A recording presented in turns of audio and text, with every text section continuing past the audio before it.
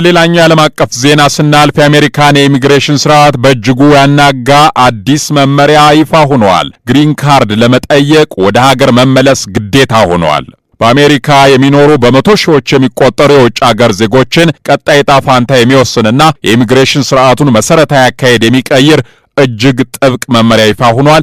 የዩናይትድ ስቴትስ የዜግነትና የኢሚግሬሽን አገልግሎት ባወጣው አዲስ መግለጫ ከእንግዲህ በኋላ በማንኛውም ጊዜያዊ ቪዛ አሜሪካ ውስጥ ሆነው የቋሚ መኖሪያ ፍቃድ ወይም ግሪን ካርድ ማመልከት ሙሉ በሙሉ መከልከሉን አስታውቋል። እስከዛሬ በነበረው አሰራር በተማሪ በስራ ወይም በቱሪስት ቪዛ አሜሪካ የገቡ ሰዎች እዚያው አሜሪካ ውስጥ እንዳሉ ማመልከቻቸውን አስገብተው ግሪን ካርድ ማግኘት ይችሉ ነበር።